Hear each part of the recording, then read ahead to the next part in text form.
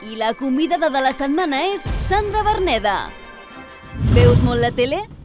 Sí. Claro que sí. Veig molt la tele. Com és la meva eina de feina, seria clar que no veies la tele. Quedi clar.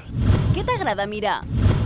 Mira, jo tinc com per costum mirar totes les estrenes. El programa que s'estrena el veig, el número 1 el veig. Si m'enganxa, depèn del meu estat anímic. On et sents més còmode, treballant a Madrid o a Barcelona? Ai, és com una cosa, jo crec que ja sóc un híbrid, no? Sóc madri-barcelonina. Concursaries a Gran Hermano VIP? Jo crec que l'experiència és molt dura. Agotador. Més del que la gent es pensa, Mentira? Jo crec que el fet d'estar aïllat, envoltat de càmeres, amb aquesta llum també televisiva i sobretot la convivència, entenc que sigui aquest experiment sociològic perquè malgrat pensis que estàs preparat, no estàs preparat. Per tant, mai pots dir mai que no participaries, però ho dubto. Et resulta difícil reprimir els atacs de riure en directe? Doncs mira, l'altre dia recordava un moment, un atac de riure que em va agafar a l'Hable con Ellas, quan va venir el Koeman, tot despullat. I clar, havíem de fer l'entrevista com si no passés res.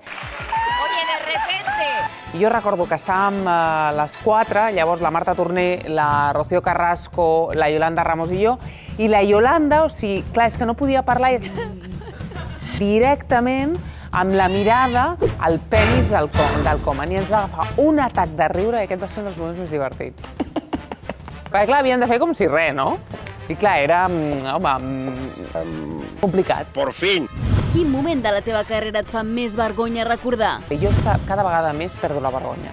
Per tant, no, és que no val la pena. No, home, no.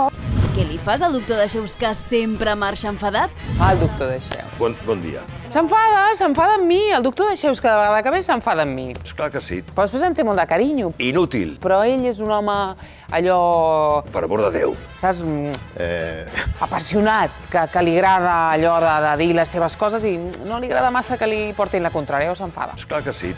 Quin programa t'agradaria presentar? Jo crec que el que em faltava era fer un reality, que ja l'havia fet amb el bus i tornar amb un tema d'un reality, potser un talent show. I votos no. Allò de taca.